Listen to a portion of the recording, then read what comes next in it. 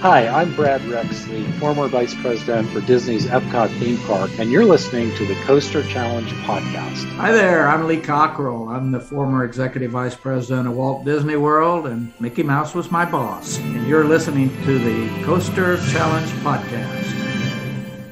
Do you accept the Coaster Challenge? Yes, I accept the Coaster Challenge. Do you accept the Coaster Challenge?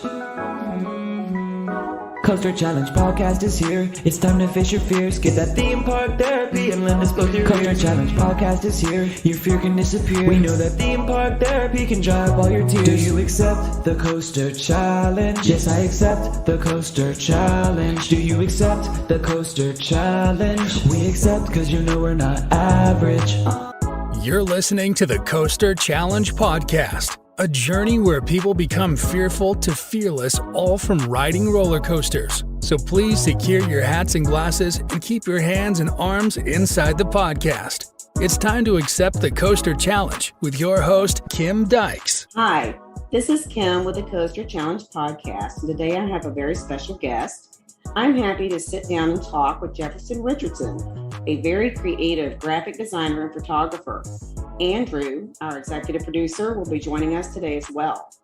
Jefferson is best known for his work at Kentucky Kingdom and Hurricane Bay, where his work as social media coordinator always lights up the internet. Thank you for joining us and welcome to the podcast, Jefferson. Hey, yeah, it's great to be here. Thanks for having me. I've been a fan of you guys for a long time, so happy to be here. Well, we are absolutely delighted to have you. Now, I know you from seeing you and talking with you at the Kentucky Kingdom Winter Walkthrough for the past couple of years. For our guests that may not know as much about you, would you please share with our listeners some things about yourself and how they relate to the industry of theme parks? Yeah, Kentucky Kingdom's been a home for me since I was a kid. I was born and raised in Louisville, Kentucky.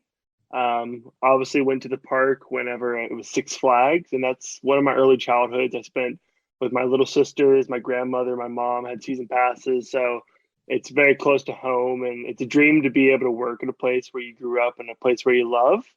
And that's one reason that it's great to meet people like you and all the coaster enthusiasts. Just really add to a great experience and really add to what amusement parks are and will be going forward. And you guys really support us, and we really appreciate all the work you guys do. So yeah. I went to the University of Louisville right down the road from Kentucky Kingdom as a graphic design major, and since then I've stepped into the marketing realm of Kentucky Kingdom, and it's been great ever since. So yeah. Well, I can tell when I'm at Kentucky Kingdom that being there for you is a dream come true, because I've never seen one time where you actually look like, at least to the public, like you feel that you're working. I mean, I've never worked a day at Kentucky Kingdom. I never have. That's awesome, because it really reflects on the overall park experience. You all are doing a great job. Thank you so much. So I know you grew up around Kentucky Kingdom. Mm-hmm. What was your first coaster? Yes. I can very vividly remember my first inversion roller coaster, and that would be Grease Lightning. Yes, a Kentucky Kingdom coaster was my first inversion. I believe my first roller coaster, I want to believe it was probably Roller Skater. It was definitely at Kentucky Kingdom. I don't know the exact one it was, but I'm believing it's Roller Skater or Grease Lightning, or one of the two. That's interesting. I know that I went to Kentucky Kingdom years ago before I became an enthusiast when I was younger, but I can't remember if I rode any coasters there or not. Mm-hmm. So, I've counted all the credits that I've ridden now at Kentucky Kingdom, but the one that still evades me until I get to the other park is Chang. I don't remember if I rode it.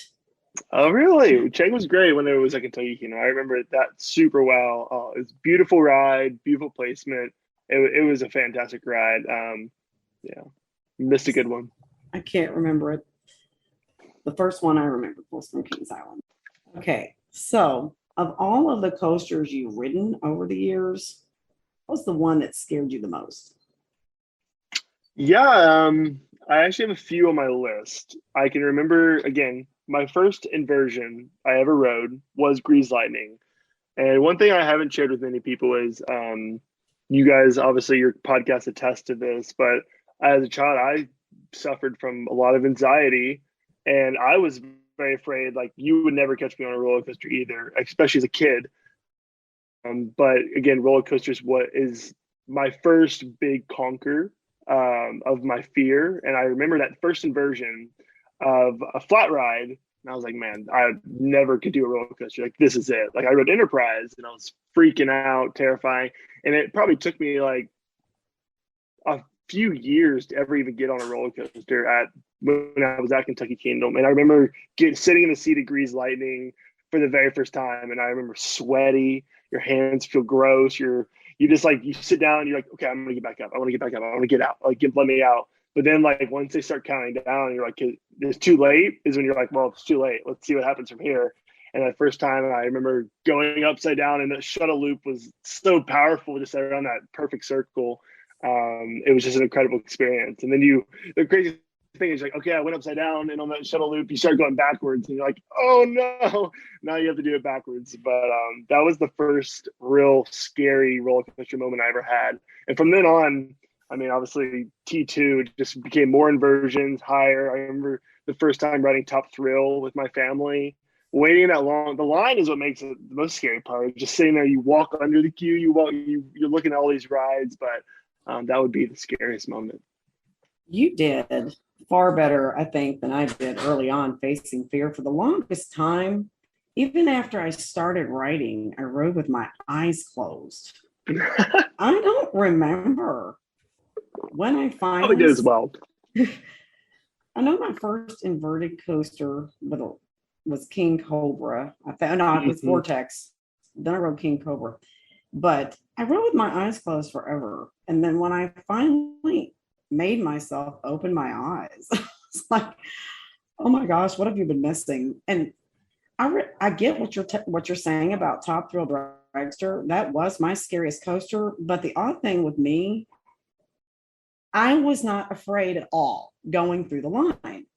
The whole way through the line, I was so confident and so calm. But I think now that was kind of the calm before the storm. Yeah. I remember that was the first ride I was with my family, and they went, what does that smell? And I said, I think it might be me. I'm really nervous.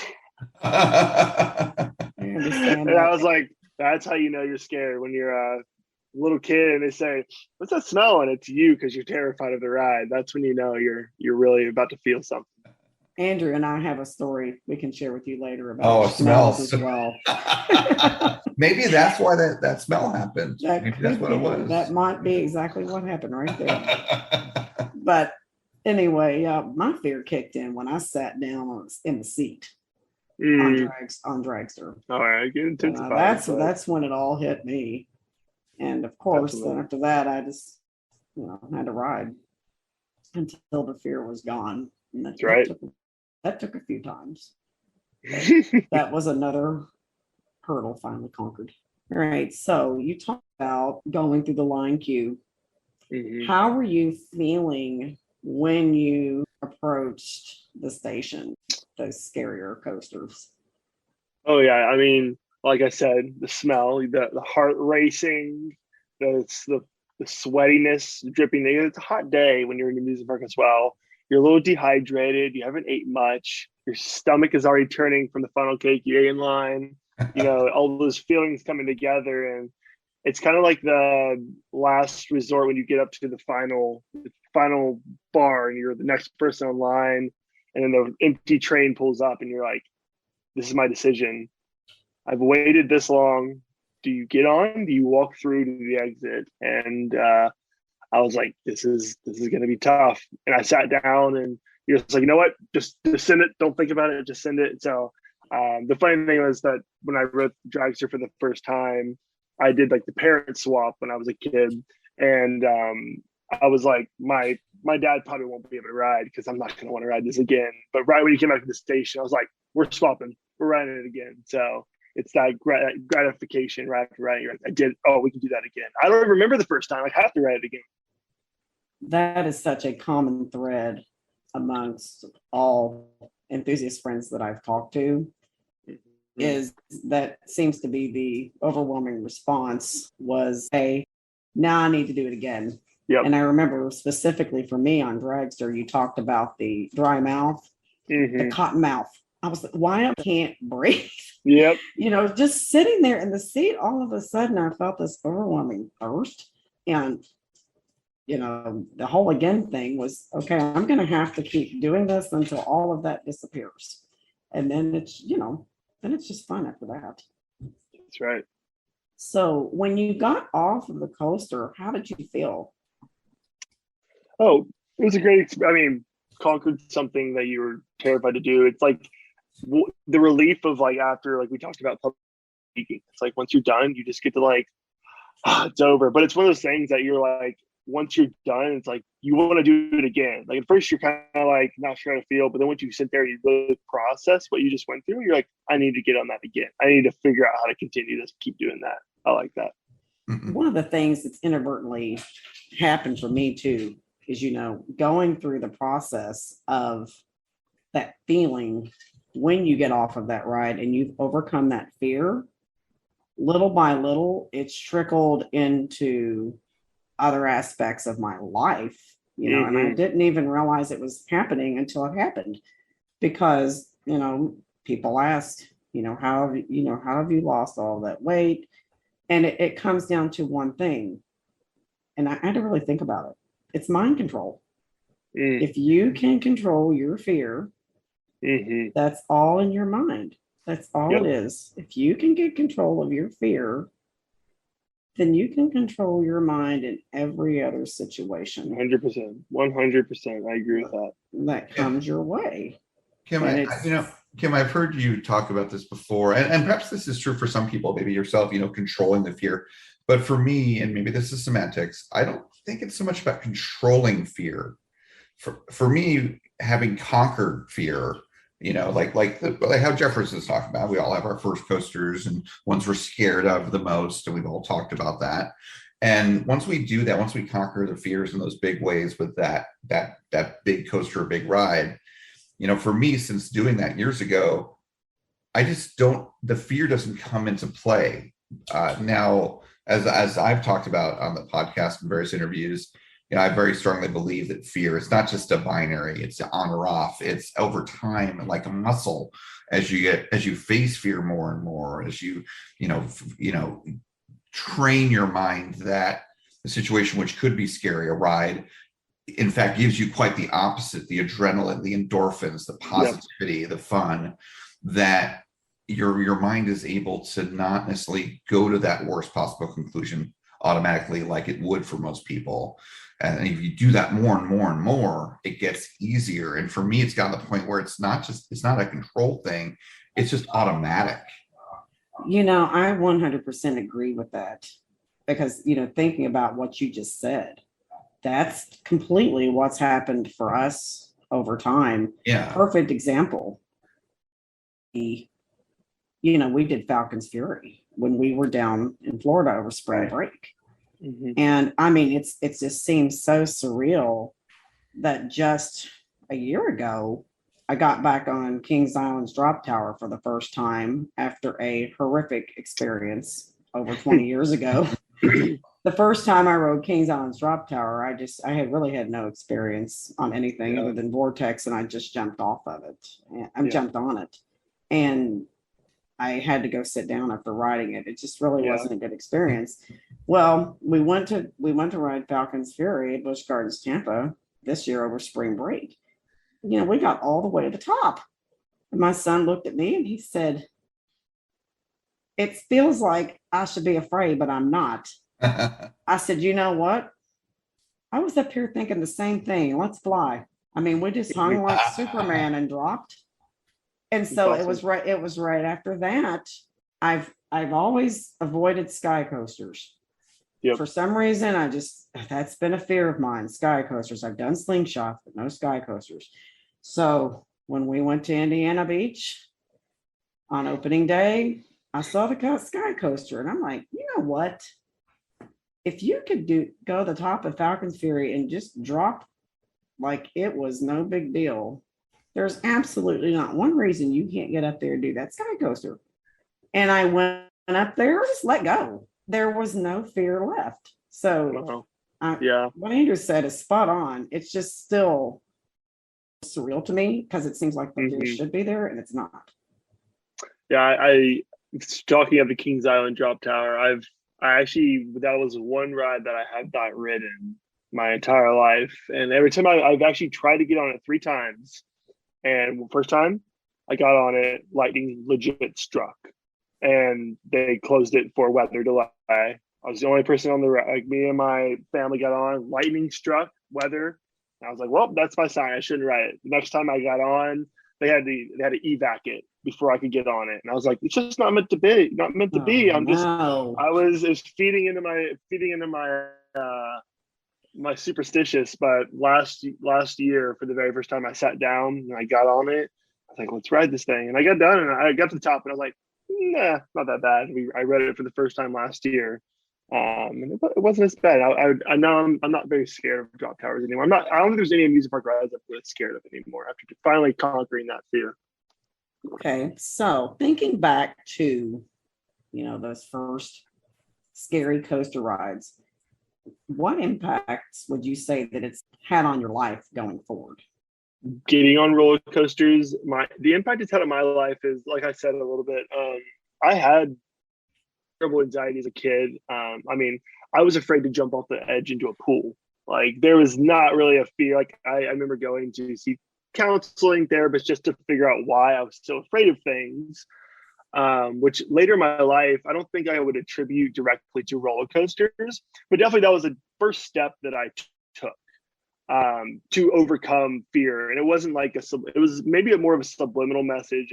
Like, thinking back now, I'm like, well, that was definitely a step in the right direction. Ever since I've started riding rides and become just more like involved into it and thinking it through it, I've definitely been like open to do a lot more stuff, open to be just to do whatever, like just get out there and do whatever does bring fear to you. I don't know if I follow a few YouTube channels like Yes Theory and a few other ones like that just talking about saying yes and just doing things and being comfortable with being uncomfortable. So that's what I've like started to do in my life, is just be comfortable with being uncomfortable, which is something I like to do. That sounds a lot like my son at an early age. He was actually, I remember when he was very small, he had a lot of issues with texture. He was afraid to walk on grass. You could not get him to go off the edge of the pool. I mean, we would take him to swim lessons and he would just sit there absolutely paralyzed in fear. And when we went to amusement parks for a long time, he would watch his sister ride the kiddie rides. Yeah, 100%. Just absolutely. Yeah. Frozen. I think the thing I'm running into now is how far can you take your fear? I'm almost like seeking out what's the next step past roller coasters. What's the next step? Where can you go to continue to conquer your fears? He and I have touched on the topic of skydiving. We're not there yet. Oh, I'm there. But I rode a hot air balloon last week for the first time and I absolutely loved it. I was like, can I just jump out here? That's awesome. Something else I haven't been on. That sounds fascinating.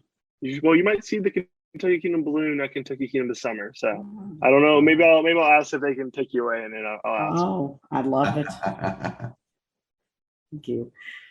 Okay, so thinking about all the coasters that you've ridden, I know we've all had some crazy moments on coasters. What would you say your craziest moment has been on a coaster?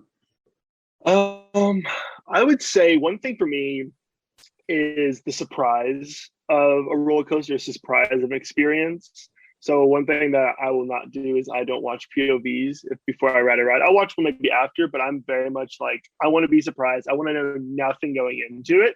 Like, don't tell me anything. So one of the most recent rides, obviously went to Universal and rode Hagrid's and Velocicoaster, and just I think one of my favorite rides is we rode Hagrid's at night. And the funny thing is the line's so long, I've only ever ridden it at night. I don't think I've ever ridden it during the day. But it was just such a fun experience. It was at one of the coaster events, and just having a full train of people that and we're riding through it. And of course, and I didn't know anything about the drop. We drop, and I'm just freaking out. I'm like, "What? This is insane!" And we get to the final brake run, and the fireworks start, or the show goes off at the very end while we're on the brake run.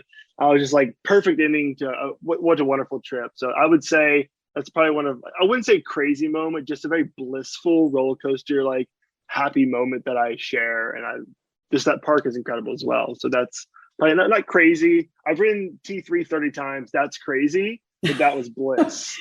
That was just pure bliss. That's awesome, Jefferson. I love that your special moment, your most est moment, I guess is the case maybe here, to answer the question, is at my home park and on one of my favorite coasters.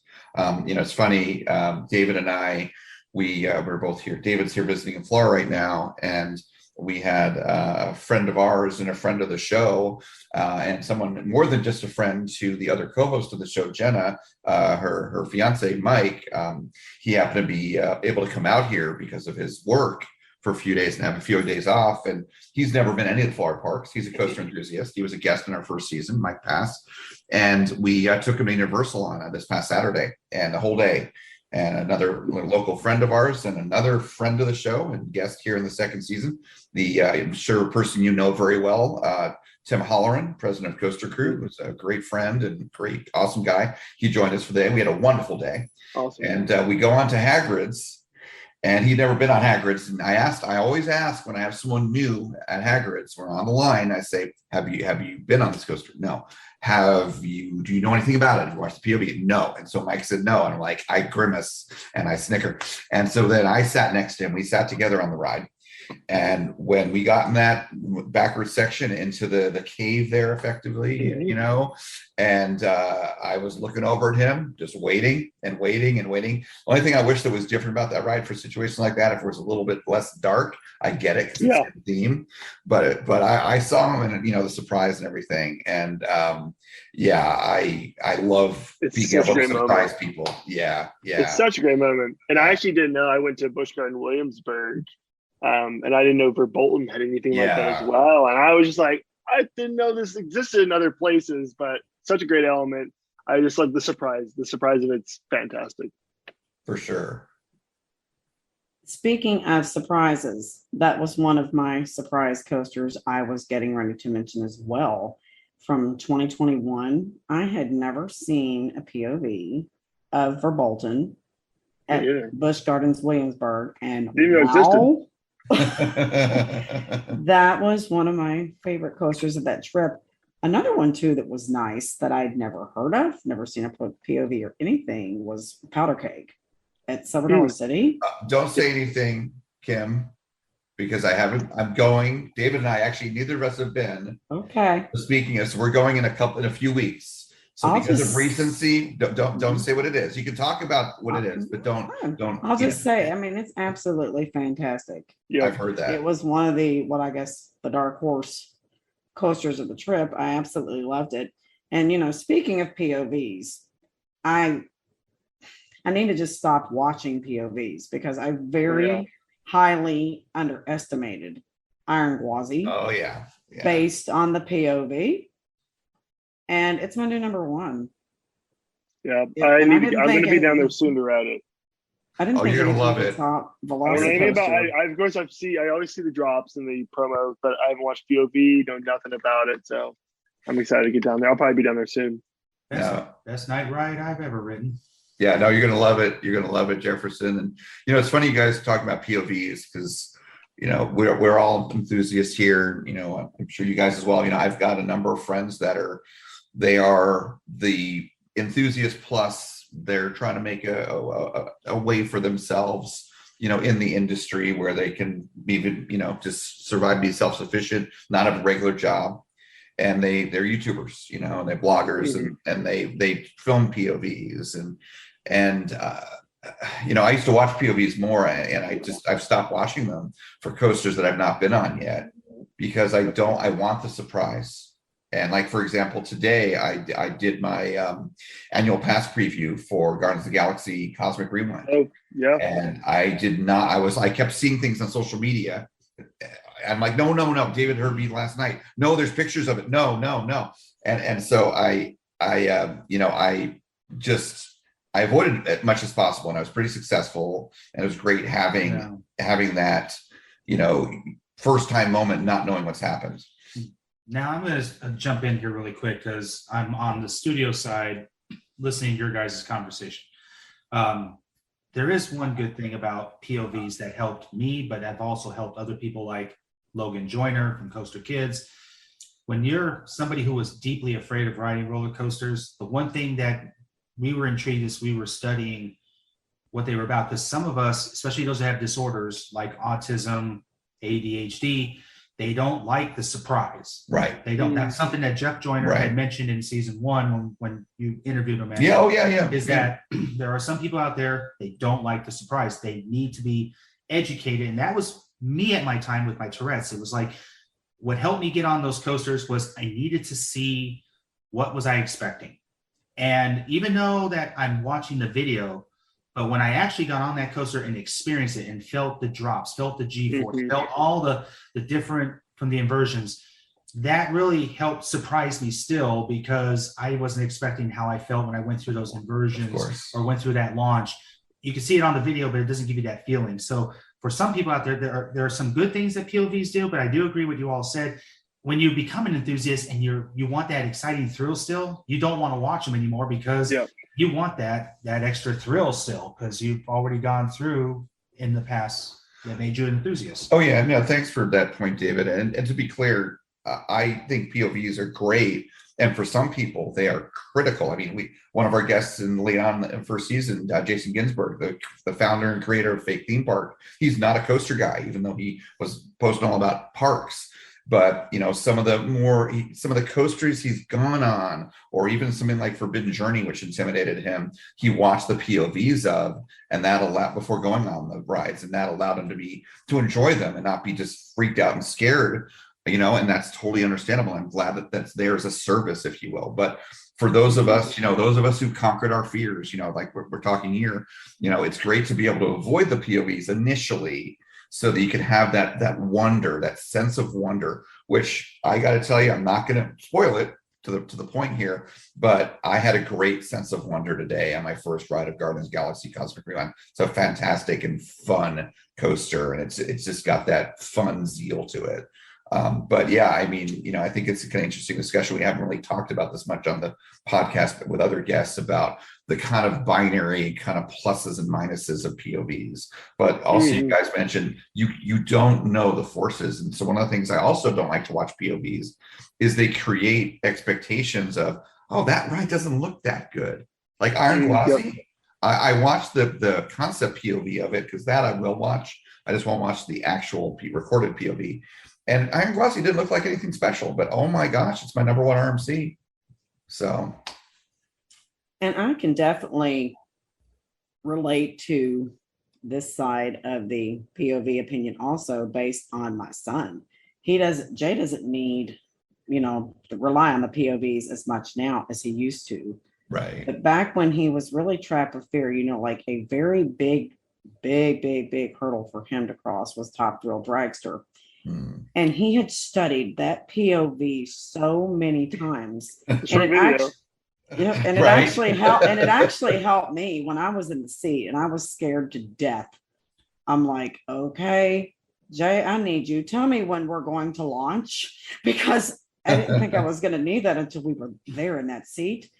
But he knew exactly, okay, we're getting ready to roll back. So, I mean, he told me step by step by step. Yep. And in that moment, that really brought me some calm. Yeah, definitely. For the inner storm that was happening. Yeah, that was me. And it was the same. Yeah, that was me when I made my very first trip out of California, and my first trip was to Cedar Point. I wanted to learn about the coasters at Cedar Point, and Top Thrill Dragster. I was just like your son.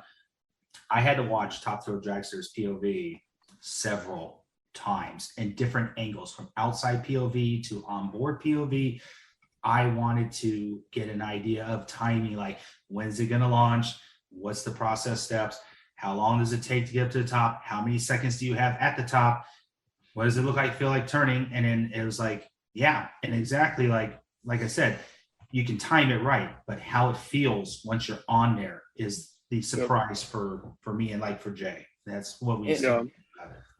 It was one of the big things is riding with someone that you're comfortable with, and riding someone that has ridden it before helps a lot. I know we have a few people that I've taken to other parks since I've started working in Kentucky Kingdom, my sisters, their friends, and giving them that play-by-play almost like is what gets them through it. It's like, all right, here you're going up. All right, get ready to go left. Like, you have to give them that play-by-play. After they do the play-by-play, then they can go off and do it on their own. But it's really that first, being with someone you trust, being someone that's done it before, knows the ride, knows where you're going, can just talk through it is really, really big. Oh, good points. Which I've seen. That helped me as well. Andrew has helped me time for time on certain coasters too. He's helped guide me on some. Prepare for this, prepare. Velocicoaster, it was like, prepare for the top hat, prepare for the Morsasaurus roll. Good luck getting all those out. Prepare to be stable. Yeah, some of it is to tamper, is to reassure people that, it just because this happens, it's going to be okay, even for enthusiasts, because you get stapled on Velocicoaster, but you still get great airtime. So I love helping guide people, along the lines of what you said. So it was the same for me on Kings Island's drop tower. That was really the only thing that got me back on that. Was my son had watched videos 1,000 times. There's a little click that happens when you're at the top. You have to listen for it. And after the click happens, I know to start counting down and when it's going to drop.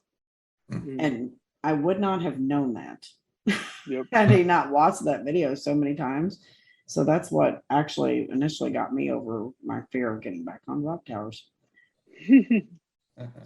Okay, so out of all of the coasters you've ridden, moving back to the topic of roller coasters, what is your favorite coaster overall? I think most people know I'm a big T3 guy.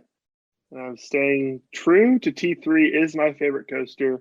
I mean, like, again, it's one of those childhood things that I'll just never outgrow. Like, the first time riding that, it was unbeatable. Like, it was just the first, jarring is the word, but jarring is what it is. And that's why I love it. Like, it's just like a bang ride that I just love the old coasters that just kind of rip you and rock you around like crazy. And like, I don't know, it's also like the history of roller coasters gets me, and the history of T2 to T3. I love the old boomerangs, or old boomerangs to Vekoma. I just love them. So T3, T2 and T3. That's one of the things I find fascinating about being in the enthusiast community is the more I talk to people, the more I have learned that everybody has their own unique, different experience on a coaster. Like you're a fan of Vekoma. Me, myself, with the exception of the newer Vekomas like Dragonflyer down at Dollywood, they're not a favorite of mine, but I also know other people that are fans of Vekoma as well. Same with the old Aero Loopers. I think part of it with the Aero Loopers has to do with my height because of the over-the-shoulder restraints. If I'm not careful, my head wants to bang, with the exception of a few.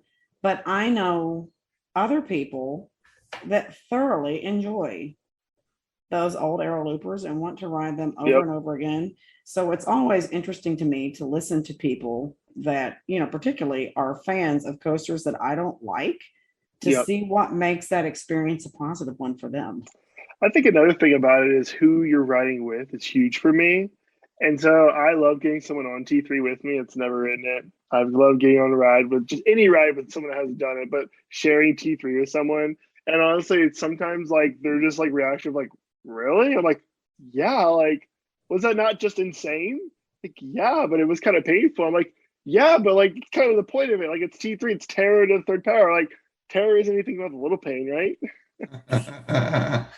Jefferson, you bring up another kind of fun enthusiast thing that I enjoy, which is, whether it be a home park, even a park that's not my home park, where I've been to before, been on a great coaster there, and I go with a friend that's not been on that coaster yet. or not even at that park yet.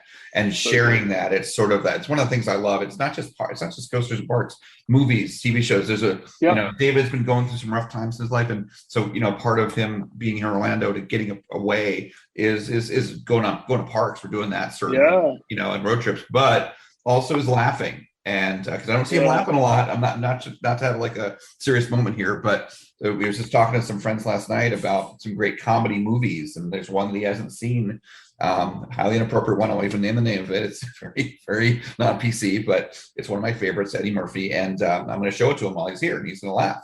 So, and I love sharing things that I love with others, and so I love that you have that too.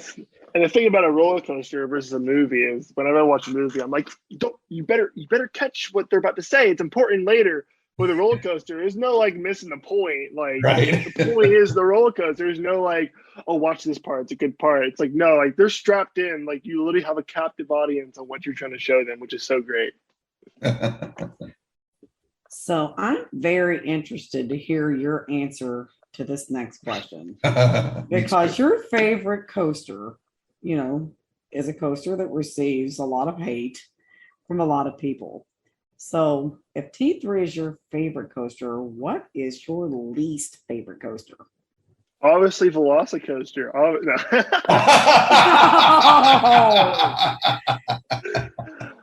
He's immediately booted for the podcast. That's a tough question. When I read the questions and I read what's my least favorite, I really thought about it hard. And even like people that I have to show T3 to, I honestly don't think I may have a least favorite coaster, but also like roller coasters are just fun. Like there's just something about a roller coaster. It's like, I don't know. I enjoy even the bad ones. I enjoy the great ones. Like, how can you get on a roller coaster and not have a great time? Like, they're just like, I'm trying to think of what would qualify as the least coaster, like my least favorite. I don't know. They all just have a quirk or a thing about them that I love. Like, it's really difficult. But the coaster I'll have to say, just because I want to answer, I don't want to be non-answer, is I rode Vortex at Carowinds recently, and I don't know if I wasn't built for it or what, because I love Chang. It was the first stand-up ride I've ridden since Chang, like one of the only ones I've ridden, and I was just wondering, I was like, I could go without it. I could go without that. But then again, it's a roller coaster. I love, like, I hate when people don't like suck and hate on roller coasters, because I'm like, it's meant to be fun. One way or the other, you just enjoy it. Like, laugh through the pain, laugh through the hills, laugh through it all. Like, I love them all. It's interesting because when I'm asked that question, I've currently on my coaster count, I'm currently at 242. That's the one that always comes up for me is Vortex at Carowinds. And I remember I love King Cobra. I've ridden some other stand-up coasters. For me, I remember, of course, it comes down to, like you said, some people have a higher pain tolerance than others, and some enjoy, that impact and stuff. And again, I think it came down to my height. I think it was my height, the opposite. The head banging for me was almost unbearable. I came off with a migraine, and I think, had just somehow my head been proportioned differently. Yeah, it was the legs for me. I don't know, something about my legs. I've gotten so much taller. I'm at 6'4" at this point, and I don't know, something in my legs just didn't feel right. And I remember feeling that on Chang. You feel like the almost the G's, like they're falling asleep, but it was just a different feeling that I just didn't sit right with me. But again, I 100% would ride it again. I only read it once. I would ride it again, but it was. Yeah. So Jefferson, you said you're 6'4"? 6'4". Have you been on Pantheon yet? I have. I was on Pantheon. Nice. I rode Pantheon like 7 or 8 times. Yeah, I did. Awesome. I was a little scared. Like, people told me going there, they're like, hey, like, Taylor called me. He was like, how tall are you? 6'4". He was like, okay, I need you to bring flip-flops. And I was like, why? He was like, Pantheon's really strict on their height limit. I was like, yeah, I'm tall. They're like, no, like, the tall people can't ride. I was like, what? No, I did ride it. I'm probably 6'3", 6'3.5". I wouldn't like wouldn't like slouch walking through. Like I would definitely want to follow the theme park rules. I wasn't gonna like if they told me like you can't ride, I wasn't gonna get upset. Like it's for your safety, and I definitely would not like cheat the system. But I was like really scared going there, and I did wear very low flip flops, and I walked through fine. It's close. Yeah. They watched me. They watched me walk through. I was like, "Am I good?" And they're like, "You're good." And I said, "Okay." Yeah, I mean the challenge is, and it's. I mean, you know, I don't want to go into all the technicals of it, but for them to be really careful about this, it's not even so much a height limit; it's a torso height limit. Yes, because of the nature of the restraint, which is interesting, and the head whiplash, basically. So, and I don't know how they've looked at that because it's not, you know, heights. People have different length legs and torsos, but that's the funny thing. Yeah. Because I was like, if it just didn't make sense. So I was like, do you want to measure from here to here? Yeah, it's really right. Whenever I rode, I was very conscious of like, I wasn't going to put my hands up if I felt like I was unsafe or anything point, but it was completely fine. Yeah. Good. Glad you got on it. Yeah. Good. Pantheon's coming up for me in June. Yay. June 30th is the day. It's coming up for David in about 2 weeks, a couple of weeks. Yeah. I have a friend that wrote it just a couple of days ago, and I'm very excited based on. Have you watched anything on it? No. Good. I'm trying to be as surprised as I can. Oh, there's some surprises on it. But I did hear the words like backwards ejector time. Yes. Time. Yes. And I didn't even know backwards ejector. That was a thing. So it is. Yeah. Can't wait to experience that. All right. So now we're going to shift the topic a little bit from coasters more to your career, you know, as a graphic designer. What do you feel is your best theme park or roller coaster graphic design or photograph, and why? Again, I started at Kentucky Kingdom only doing media. And then, again, I didn't know much. I mean, I'm young, no social media, do nothing about the theme park industry, do nothing about coaster enthusiasts. And I've since even taken on a lot more responsibility. But there's so many projects that I'm like really proud of that we did there. But one of the things, like the cherry on top, is when I started, I had one goal in mind, and it was just make theme park. Like if you're a theme park, your social media should be fun because it should feel like the place that you're going to. And that's probably the thing I'm most proud of is like I feel like I've made Kentucky Kingdom's theme like social media feel fun, and that's how it feels at the park. Or I think the social media should convey what you feel when you're at the park. You should laugh on social media. You should see like, oh, that's really funny. Like I want to be told that same joke when I get to the park. Like it should just feel very cohesive as an entire experience. So that thing I'd be most proud of. But of course, like there's those fun little things that were like, oh, on the edge. I loved the T4 joke. That was great. Still love talking about that. I loved our April Fool's Day joke with Deepwater Dive that got covered by the news that I thought I was going to lose my job over. But all fun and games, and it's all in the past. But it's just fun memories to look back at. Yes, and that is something that Kentucky Kingdom has definitely became known for amongst the enthusiast community is the humor on social media. It's second to none. You all absolutely do an outstanding job. And I know many people are always looking forward to the good laugh, you know, what's coming next. Now, you mentioned, you know, a lot of social media endeavors that you're proud of. Is there one of those that really stands out as the best, or are they more on an equal playing field with each other? I would say like the small jokes and all that in themselves are great, but like the bringing a bunch of people together is like, it's almost like the grand project.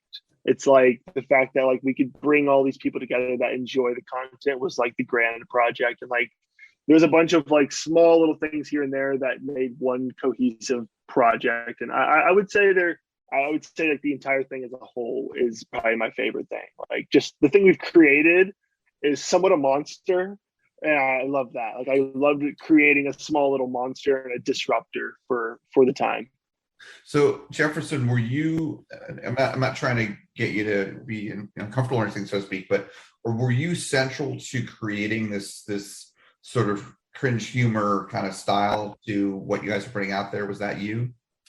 Yeah, I was behind most of it. Like we sat down and made key objectives, and I started out literally as like, on Twitter, I want to find this target demographic. On Facebook, we're going for this. Like I, in my head, have all the social medias as a completely different tone, a completely different person, and a completely different target audience. Like I want you to go on Instagram and get a completely different feel and vibe than you would on Twitter. Like we are like, Kentucky Kingdom is like 5 different people across social media, which is kind of what in my head, I feel like a psychopath.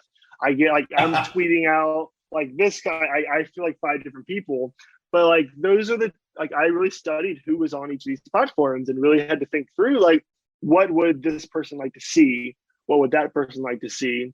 And so that's where I really like started to break out those differences, and like this humor definitely is a little more cringe and a little bit definitely like you're really teetering that line, like that fine line, which is really hard to do on a level wherever you can get a lot of attention. And even when the news follows you and the news can pick up things and run it on the news before they even talk to you, on April Fool's Day jokes on T4. Like T4 was ran on the news locally.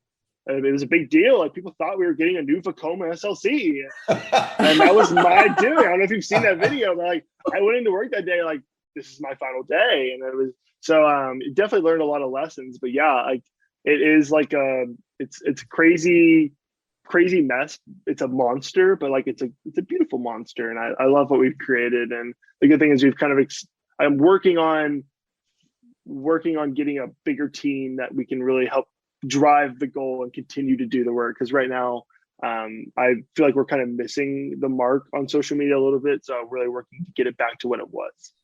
Okay, interesting. Well, there's some goals there, but yeah, as Kim mentioned, and we're going to talk, I think we're going to talk a little bit more about this in a moment, but what your contributions, now that I know it is really you behind that, I think more on the Twitter side where it's so that cringe humor, that kind of just out there humor, I very much appreciate. And while I don't follow, nothing against Kentucky Kingdom as closely because you guys aren't my local park, I follow Universal much more closely, but I've seen stuff from you and it's hilarious. And again, I'm just talking about humor a few minutes ago. Humor is awesome. It's important. So love it. Yep, it is. So extending on the topic of the humor, the cringe humor on social media, one of the things that's always been fun to sit back and watch is Kentucky Kingdom's rivalry on social media with other parks like Silver Dollar City and Universal Orlando. All of you are known for, having very witty humor on social media. Talk with us about Kentucky Kingdom's social media rivalry with those parks like Silver Dollar City and Universal Orlando. Yeah, no, that the funny thing is sometimes the best like rivalry or whatever it is, communication between other parks is like completely organic. It's not planned. It's not like thought through. It's just like you throw something out there and sometimes like everyone hooks onto it if it's the right day. Sometimes it gets lost into the Twitter abyss, like, and that's just the glory of it. Like social media is so random. So like there is like an algorithm, but like none of us know the algorithm. So throwing those out into the world and like Universal responds like, take my bait, and I'll run with it. So, I mean, it was a great back and forth we had. And with social media, and the funny thing is the Silver Dollar City and the back and forth between them before we even were acquired by Hersham, before I knew Joey at Silver Dollar City, before I knew their team, before we worked with them closely, it's just really funny to think back to it. And we had our rap battle with Worlds of Fun with Chris Foshi, and that was a great time as well. And that was during COVID, one of the darkest times for amusement parks. But being able to get on there and just having a theme park rap battle back and forth and like have people sending both him and me like roast about their amusement park, it was really fun to do and watch. That's really interesting because, one of the things I've learned throughout my experience is life is what happens when you're busy making other plans. So it's very fascinating because to sit back and listen to this, because a lot of the best things really happened when it wasn't the original intention. Yeah, right. really Oh is. yeah, absolutely. Sometimes we are our funniest when we're not even trying to be funny, and things like Exactly. that. Yeah, and so I've loved the rivalries like that Kim asked about. In fact, kind of behind the scenes here, Kim has been writing her own interview slates. She's doing an awesome job of it. Even though she's new to the podcast here in the second season, she's doing awesome. But I did have her ask that question. I asked her because I love these rivalries. Again, I love the humor, and I have to share again. It's not involving you guys, though. I think Jefferson, again, you love this humor, so you'll appreciate this sort of retrospective, if you will. One of my favorite, theme park PR or social media, I should say, rivalry moments was in the past few months. Maybe it was like, I don't know, 3-4 months ago from where we're recording here, where Universal Hollywood they were being kind of ornery, I guess, and they directed it towards Universal Orlando, and they said, imagine if your park had 2 different levels. And then Universal Orlando's response was so epic, and they said, imagine having 2 different parks. And it's just, I was, I think the test of humor for us in this age that we live in is because of emojis, is when you are dying laughing, as the saying goes. And I was dying from that. I mean, it's just, I love how you, and again, I know it wasn't involving, you guys in our city, but it's just, I'm a fan of the industry. Like, that's I love that you guys don't appreciate it. You don't take yourselves too seriously.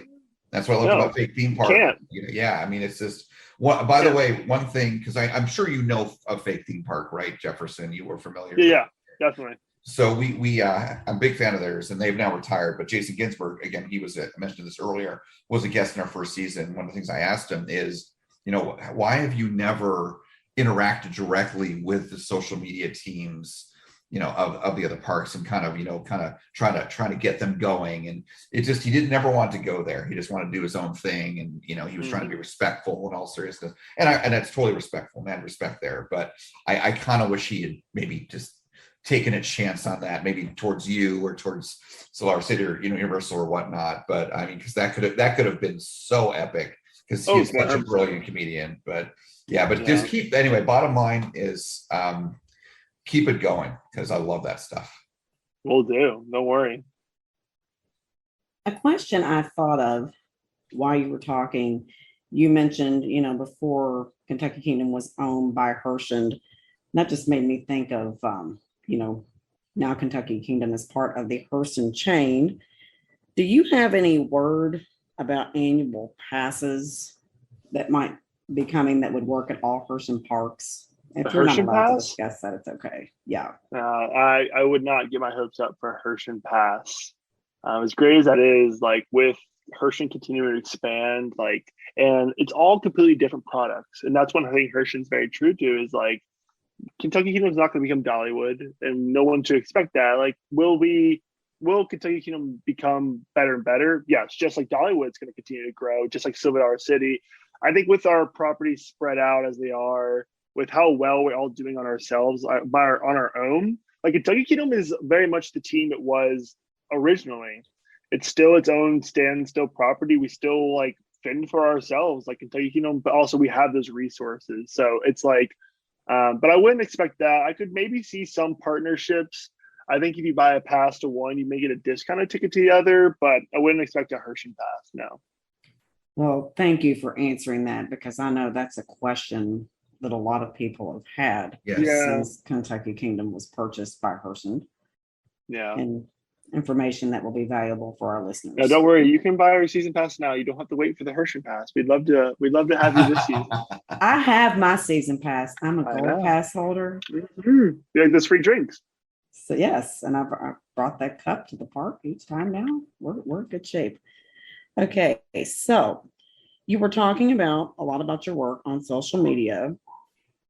Do you feel that is your greatest contribution to the theme park industry? If not, what do you feel is your greatest contribution to the theme park industry, and why? Yeah, I would say my greatest contribution, I wouldn't say it's like greatest contribution, but what I'd say I'm proud of would be one thing is like I really wanted to like bring out what Kentucky Kingdom feels like as a kid for adults, for families, because there's nothing like that. And so like really just bringing out the fun in the park, and that can be done in a lot of ways, but I can only control so much. So one of the things that I have tried to do is really make an experience not only when you're at the park, but it's the entire guest experience of like the first time you even hear about Kentucky Kingdom. If you've been in the past, one thing in Louisville is a lot of people have been to Kentucky Kingdom, but haven't been there in 20 years. So like, however it is, rediscovering Kentucky Kingdom, exploring, like however you hear about us first, if it's just remembering a memory you had, if it's seeing one of our advertisements, one of our radio ads, one of our TV ads, whatever it is, how you discover, you see that and you have an experience. And then you maybe see us on social media, or you see us again, you see us in the community, that's an experience. And then you kind of build the anticipation of visiting, and that's an experience. Like making all of these experiences out of a guest.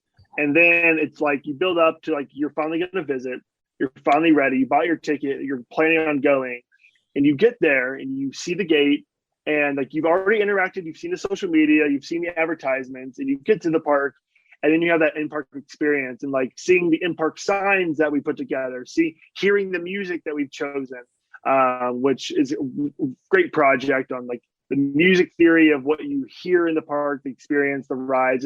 It is an entire experience, and like just having my small contributions in that journey, and the guest journey, is just like one of my greatest accomplishments, because like I don't know, that's just something that I'm passionate about, and like I would want people, that's the experience that I would like, and I think that others should have, and I've had. So that would probably be my answer. Okay, so I can get that totally. Me personally, like I told you earlier, I'm 46 years old, and when my mind starts to feel stressed, the things that really help me, with stress control and that sort of thing, and getting my energy back and feeling ready to face each day, are doing those things that take my mind to a carefree place. Yep. For me, I'm still a diehard 80s hair band fan. When I listen to that music, it takes me back, to just that place in my mind, and that helps. And very much like when I go to a theme park, people have asked me, I live 15 minutes away from Kentucky Kingdom, but why do I consider Kings Island more of a home park for me? I think it's because that's where we went every year when I was a child. Mm-hmm. And when I walk into that place, I still feel that same, the magic. And being able to share that with your kids, and being able to share that is one of those great things. Like you're letting your kids experience what you grew up as, with it's a completely different world than it's been. Like 20, and we walk through, and they get tired of me doing it, but I do it anyway. I'll show them, like what the different theming of the different areas used to be, where certain rides used to be that aren't there anymore. And it just takes my mind back. So I really do think you're very much on target with getting people's minds into that place of when you walk in, the magic is still there, because it's something I personally have never lost. And it's a joy for me that'll keep on giving throughout the rest of my life. So we've talked about your work at Kentucky Kingdom and in the theme park industry. How would you say that working in the theme park industry has impacted your life? And it's been crazy, actually. I mean, like my day to day is just completely different than what it would have been. No matter what, the industry itself is just a thing in itself, but also the people within the industry are great, and they all have a common goal similar to mine, which is just great to work with passionate people, and the people like you guys that we get to meet and I get to meet is just changed my friend groups, the way I interact, the way I think, the way I can explain, like it's just fun. Like I could work at like an office job anywhere, but instead we work in an amusement park and we get to like walk out and ride roller coasters. So like just the experience itself, it's the people mostly, but it's changed everything, but it's been great. And I absolutely love the industry, and I love the people in it. I love the people that love the industry.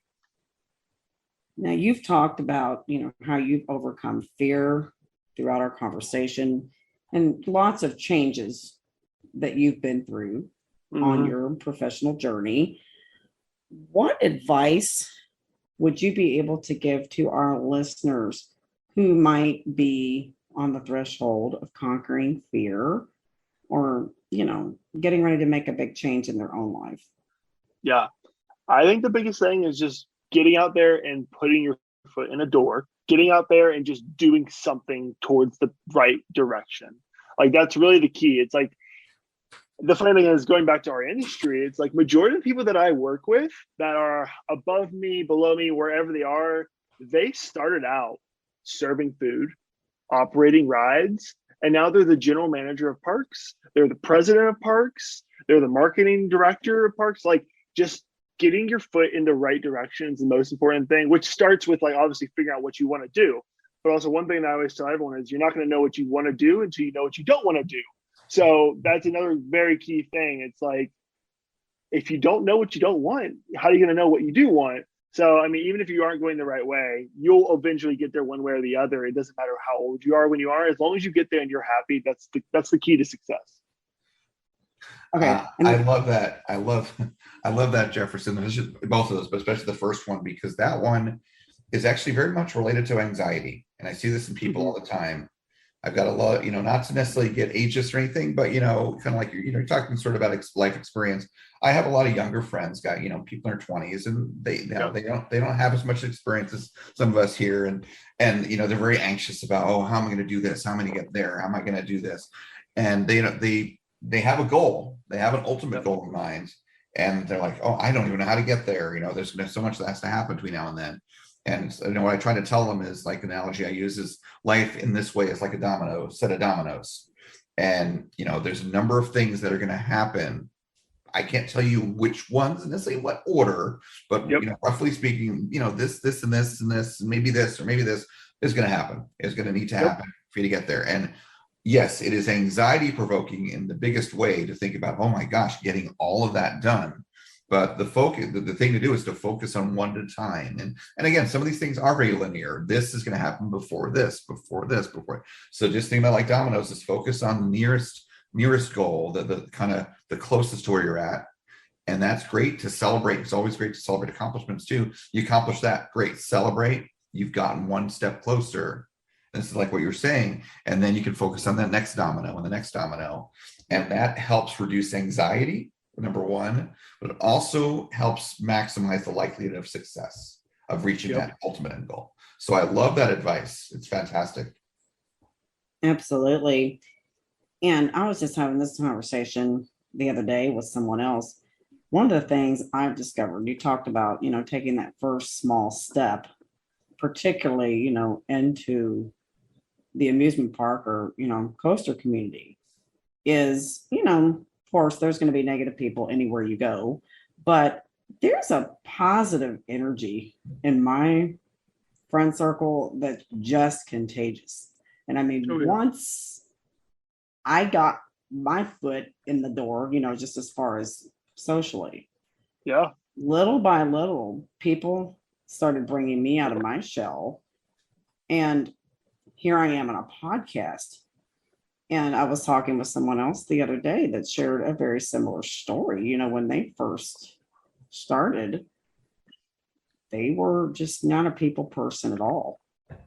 And, little by little, they've become very much a people person. And there's a lot of encouragement and things, in the community, as long as that's what you focus on and that's what you look for, you're going to find a lot that's going to help you along the way. Definitely. Okay, so for our final question, we've talked a lot about your work on social media. Where can we find you, Jefferson Richardson, on social media? Yeah, I'm not on social media now.